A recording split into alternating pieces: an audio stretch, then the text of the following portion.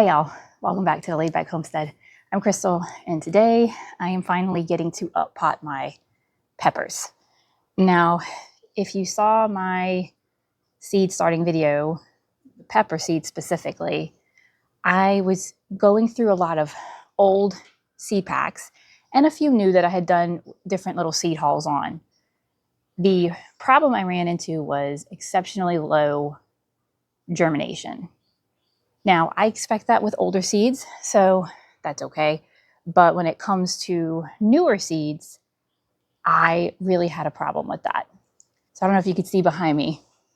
Those are tomatoes that have already been up potted. And I did a video on that, and I'm doing the exact same method for my peppers. So it's basically the double cup method, but instead of a second cup, I use a tray with a lip. And I can link that video down below if you want more details on that, because that just came out not too long ago. But I also need to take inventory of basically what germinated and what didn't germinate. So I'm not sure if you can tell, but my peppers, the ones that actually did germinate, are ready to go. I'm starting to see a little bit of yellowing. It's kind of hard to see it in this light, but it's definitely there. You may have noticed I'm not in my greenhouse today. That is because the greenhouse is basically completely slammed with things at this point, and there's no real space for me to be in there sitting down at a table. And the weather out here is just so nice, I figured I would take advantage of that. So with peppers in particular, you really don't want them to be experiencing temperatures. I've read 40s to 50s, but me personally, I wait until 60s. Right now, I think we're at the upper end of 60s. Now, with peppers, just like tomatoes, I will plant them pretty deep. I mean, that's typically what I do. First up, what actually did germinate for me was my poblanos. Now, this was kind of a mixed bag. I planted some of my very old seeds, but I also planted some seeds at the same time that I saved myself. And I'm not 100% sure which of them actually came up, but I do have 5 poblano plants so far this year. Hopefully I don't lose any along the way. There's 2 in here. I actually think I'm going to leave these 2 together because I am running hydroponic experiments this year in my yard. So, and my Dutch buckets should be able to handle 2 plants per bucket, Dutch bucket, Beto bucket, whatever you want to call it. One of my new packs of pepper seeds that did actually germinate was the fish pepper. So I'm grateful for that. I'm pretty sure every seed that I started, or just about every seed that I started, germinated. This one I waited a little bit too long on. His roots are a little bit more connected, and I wasn't planning to necessarily grow this variety hydroponically, so I'm just, there we go, I'm gonna tease them apart. As you can see, if you can see that, the roots are really long. So another pepper that was new to me that performed really well was the padron. And I believe, based off of its description, it kind of gives me shishito vibes. Right now, it looks like I have a whole bunch of hot peppers. That is really what germinated. Now, the tabasco also performed really well, and I was surprised by that because these were seeds that I saved myself back from 24. So every one of these came up, and I have a ton of tabasco plants for this year, which I'm happy about because I live in Southeast Louisiana, and you know, Tabasco sauce is very much a thing here. So another new to me pepper that I was really excited about, and these were new seeds, is the purple serrano. I love serranos. I use them to make salsa, and another dish that me and my husband meal prep regularly is like a crab stick ceviche, and that also calls for serranos. So that's primarily why I grow serranos. But when I came across the purple variety, I was like, duh, no brainer. Of course I want to grow something purple. Now I am curious what your experience has been this year. I had major germination problems but I really only saw it with one particular seed company. However, when talking with different people locally who ordered from different companies, they also had a not so great pepper germination year.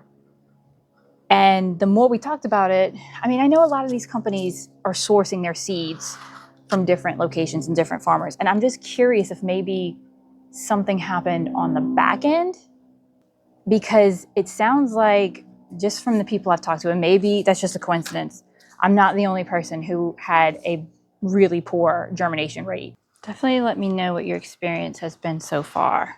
Now, the giant Marconi is not new to me. These were new seeds, and everyone that I started did come up. I have grown these before. They are really good.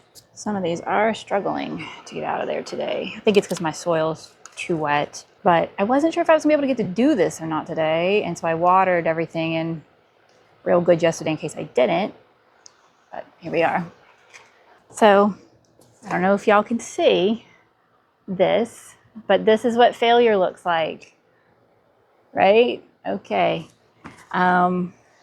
You can see all of the things that didn't come up. And this is just a very small view, because if I'm going to be honest, which why wouldn't I be honest, especially about seeds, I probably had about 20 different pepper varieties that did not germinate at all. Now, I have since then placed a backup order for seeds, some similar, some new, from MI Gardener, which I will show y'all that seed haul in another video, because those are very specifically my backup seeds for this catastrophe. Again, this tray, not much. I don't know if y'all can see that. I'm trying, y'all. I'm working with the sun today. Not great. Better than the other tray, but still not great. And what's sad is a lot of those seeds were new, and that should not have happened. The other thing I wanted to talk about is refunds. Now, if you deal with what I dealt with, some companies I think offer refunds and some don't.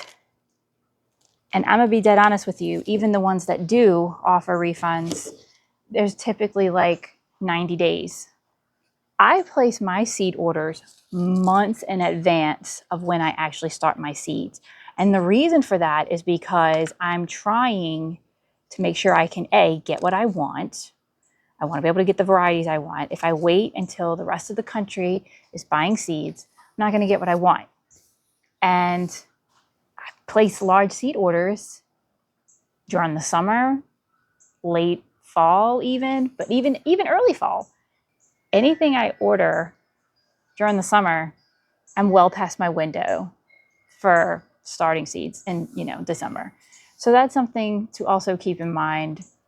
But because the way my seasons are laid out, I really can't get around that. It's just unfortunate that that's what it is, but that's what it is. Now here you can see this is Big Thai. Big Thai is super prolific. These were not new seeds for this year. I started 4 of them, I think. 2 of them came up. I'm perfectly happy with that, because you don't really need more than 1, if I'm being dead honest, of these. They will produce enough. You will get plenty. I'll probably only keep 1 of these and gift it to an unsuspecting friend. Okay, so here I have one sad little Scotch bonnet. These were new seeds. I would have expected better germination. Now I do know that this is a super hot pepper, and I'm really growing it more for my son. It was his pick out of the catalog, so I'm grateful I got 1. Now, this one was new seeds. It's called the Ozark. I believe this is a bell pepper variety. So this is Big Bertha. This was something I grew last year, or the year before. These seeds weren't brand new. I was still a little disappointed in the germination, because if I'm being honest, I kind of remember them not having super great germination the first year I did it. So this one's another one, Chinese Giant. The germination rate was okay. At least with that pack of seeds, I have more seeds. Definitely want to make sure my roots are all making contact with soil. So I've got one pepperoncini, and now these seeds were only from last year and their germination rate wasn't super great either. Kudos to the Emerald Giant that was several years old. I at least got 2 out of that pack. So in true me fashion, I actually ran out of cups and trays. So I have my backup. You can tell it's pretty warped. Little bottom water tray here. And then I just have these 4-inch square cups. Now it's not as wonderful as the double cup method, but it still works. And I've grown like this for several years. And I actually don't mind peppers in these slightly smaller vessels because they don't grow super big before I put them out anyway. So it's not a huge deal to have to use that. This is a sweet bell. The one that I'm up potting today is sweet banana.